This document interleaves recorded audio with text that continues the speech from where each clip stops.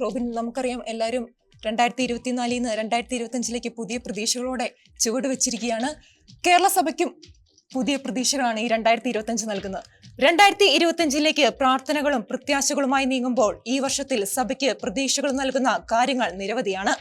അവഗണന കൊണ്ട് മാറ്റി നിർത്തപ്പെട്ട സഭയ്ക്ക് ഇത് സ്വീകരിക്കപ്പെടലുകളുടെ നാളുകളാകുമോ? 2025 സഭയുടെ പ്രതീക്ഷകൾ പങ്കുവയ്ക്കാൻ four life apostolic secretary Shri Sabu Jose നമ്മോടൊപ്പം ചേരുന്നുണ്ട്. ശ്രീ സാബു ജോസ്, നമസ്കാരം. നമസ്കാരം. നമുക്കറിയാവുന്നതുപോലെ കഴിഞ്ഞ വർഷം സഭ ഒരുപാട് പ്രതിസന്ധികളിലൂടെ കടന്നുപോയിരുന്നു. പല വിഷയങ്ങളുണ്ട്, നമ്മളിപ്പോൾ പേരെടുത്ത് പറയുന്നില്ല, പല വിഷയങ്ങളുണ്ട്. അതിനു മുൻപും രാഷ്ട്രീയപരമായ വിഷയങ്ങളുണ്ടായിരുന്നു.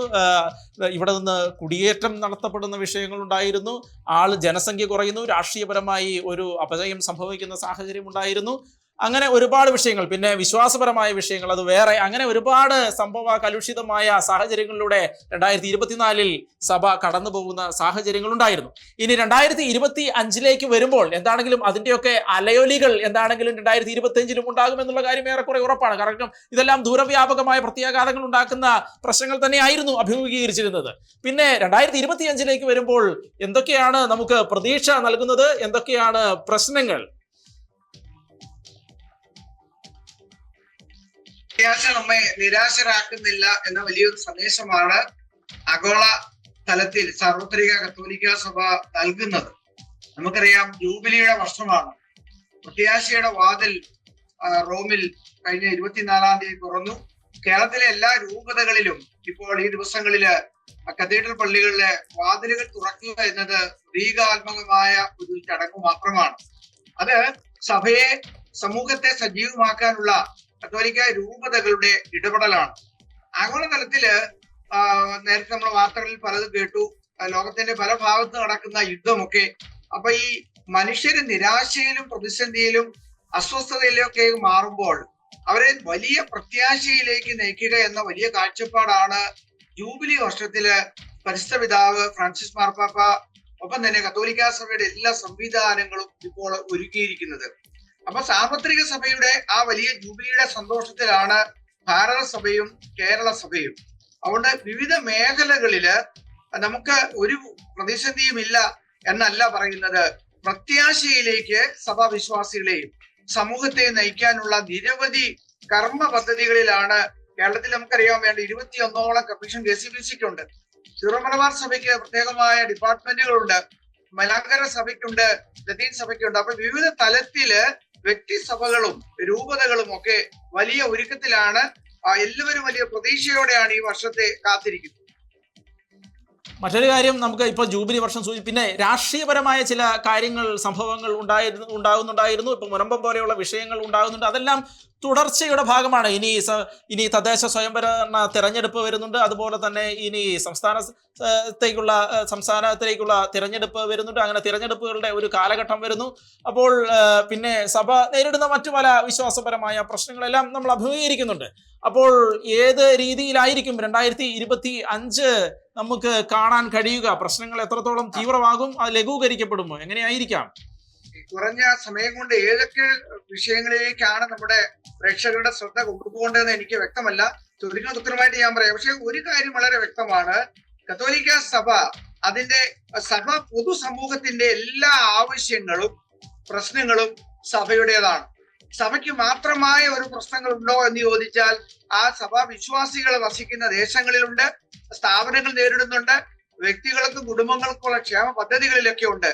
എന്നാൽ കത്തോലിക്ക സഭയുടെ കാഴ്ചപ്പാട് നമുക്കറിയാം, അത് പൊതുസമൂഹത്തിന്റെ വേദനകൾ ഒപ്പിയെടുക്കുന്നതും പൊതുസമൂഹത്തിന്റെ ആവശ്യങ്ങൾ പറയുന്നതും.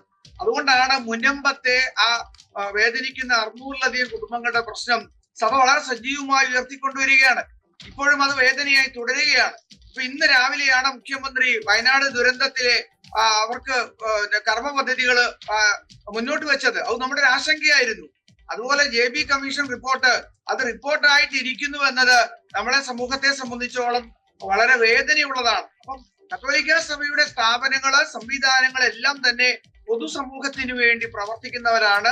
സമർപ്പിതരാകട്ടെ, അൽമായ പ്രേക്ഷിതരാകട്ടെ. അപ്പോൾ ഈ ന്യൂനപക്ഷ സമൂഹത്തെ ഈ സംസ്ഥാന സർക്കാരും ഭാരത സർക്കാരും ഒക്കെ സ്നേഹത്തോടെ സംരക്ഷിക്കേണ്ട ഒരു വർഷമാണിത്. അപ്പോ വലിയ പ്രതീക്ഷയോടെയാണ് വിശ്വാസികളെ ഈ കഴിഞ്ഞ ക്രിസ്മസ് നാളുകളില്, അതുപോലെ തന്നെ ഇന്നലെ പാതിര ആരാധനയിലും കുർബാനയിലും ഒക്കെ ഇന്ന് വലിയ പ്രതീക്ഷയോടെയാണ് നമ്മുടെ വിശ്വാസികൾ മുന്നോട്ട് വന്നിരിക്കുന്നത്. എന്നാല് നമുക്ക് വലിയ ആശങ്കകള് നിരവധി മേഖലകളിലുണ്ട് നാം മാത്രം അഭിമുഖീകരിക്കുന്നത്. നമുക്കറിയാം, വന സംരക്ഷണ നിയമം കൊണ്ടുവരുമ്പോൾ അത് വലിയ എന്തുകൊണ്ടാണ് ഈ പ്രത്യേകിച്ച് ക്രൈസ്തവ ഭൂരിപക്ഷം താമസിക്കുന്ന മേഖലകളിലെ കാർഷിക മേഖലയുടെ പ്രശ്നങ്ങൾ പരിഹരിക്കപ്പെടില്ല. പട്ടയത്തിന്റെ പ്രശ്നങ്ങൾ നീണ്ടുപോകും. സംരക്ഷണ മേഖലകള് അത് മാറ്റം വരുത്തുകയില്ല. അപ്പൊ ഇങ്ങനെ നിയമനിർമ്മാണ മേഖലയില് സർക്കാരിന് ചെയ്യാവുന്ന കാര്യങ്ങള് അത് മനഃപൂർവ്വം അവഹേളിക്കുന്നത് പോലെയോ ആക്രമിക്കുന്ന പോലെയോ ഒറ്റപ്പെടുത്തുന്ന പോലെയുള്ള നിയമപരമായ നീക്കങ്ങൾ, സർക്കാരിനെടുക്കാവുന്ന വലിയ തീരുമാനങ്ങൾ, നമ്മുടെ എയ്ഡഡ് സ്ഥാപനങ്ങളുടെ പ്രശ്നങ്ങള്, ഇങ്ങനെ നമ്മൾ അനുഭവിക്കുന്ന വലിയ വേദനകളും പ്രശ്നങ്ങളും വിവിധ ധാരാളമുണ്ട്. ഗവി കമ്മീഷൻ റിപ്പോർട്ട് പുതുവർഷത്തില് എങ്കിലും അതിന്റെ കർമ്മ പദ്ധതികൾ സർക്കാർ മുന്നോട്ട് വെക്കേണ്ടതായിരുന്നു. അതില്ല. നമ്മുടെ വാർത്തകളും വീക്ഷണങ്ങളിലും കൂടെ നമുക്കറിയാവുന്ന ഒരു കാര്യം, കേരളത്തെ കേരളമാക്കാൻ, ദൈവത്തിന്റെ സ്വന്തം നാടാക്കാനായിട്ട് പരിശ്രമിച്ച ക്രൈസ്തവ ഭൂരിപക്ഷ മേഖലകളിലെ കാർഷിക മേഖലയുടെ ആ മനുഷ്യന്റെ വേദനകളും പ്രശ്നങ്ങളും പരിഹരിക്കാതെ നിലനിർത്തി വളർത്തുവാൻ ബോധപൂർവം ശ്രമിക്കുന്ന പോലെ നമുക്കുണ്ട്. നമ്മള് അത് ഒഴിവാക്കപ്പെടേണ്ടതാണ്. മറ്റേ ജൂബിലി വർഷമല്ലേ? എന്റെ ഒരു ചോദ്യം ഞാനിപ്പോ പെട്ടെന്ന് ചിന്തിച്ചൊരു കാര്യമാണ്. ആഗോള തലത്തിലെ വിശുദ്ധ തീർത്ഥാടനത്തിനായിട്ട് ധാരാളം പേര് പോകുന്നുണ്ട്. എന്തുകൊണ്ട് നമുക്ക് ഇപ്പോഴും നമുക്ക് വിശുദ്ധ നാടുകളിലേക്ക് ജൂബിലി വർഷത്തിലേക്ക് ധാരാളം ജൂബിലി വർഷം വിവിധ കർമ്മ പദ്ധതികളുണ്ട്. ഭിന്നശേഷിക്കാരുടെ ഉണ്ട്, കുടുംബങ്ങളുടെ ഉണ്ട്. അപ്പൊ വത്തിക്കാനിലും ഈ വിശുദ്ധ നാടുകളിലേക്കും പോകുന്നതിന് യാതൊരു സബ്സിഡിയെ കുറിച്ചുള്ള ചിന്തകളുമില്ല. അപ്പൊ ഞാൻ പറഞ്ഞ 1, 2, 3 നിരവധി ആവശ്യങ്ങളുടെ പട്ടിക വ്യക്തിപരമായി കുടുംബങ്ങൾക്കും സമൂഹത്തിനും സഭാ സ്ഥാപനങ്ങൾക്കും ഒക്കെ ഉണ്ട്. പരിഹരിക്കപ്പെടേണ്ട കുറെ പ്രശ്നങ്ങളുള്ളപ്പോൾ നാം സമൂഹത്തോട് പറയുന്നത് പ്രത്യാശയോടെ ഈ സമൂഹത്തിൽ നിരന്തരമായി പ്രവർത്തിക്കാനാണ്. നിരവധി മേഖലകൾ നമ്മുടെ മുമ്പിലുണ്ട്. റോഡ് അപകടങ്ങൾ നടക്കുന്നു, മദ്യപാനം വർദ്ധിക്കുന്നു, സാമൂഹ്യ തിന്മകൾ വർദ്ധിച്ചു വരുമ്പോ നോക്കൂത്തികളായി നിൽക്കുവാൻ നമുക്കൊന്നും സാധിക്കുകയില്ല.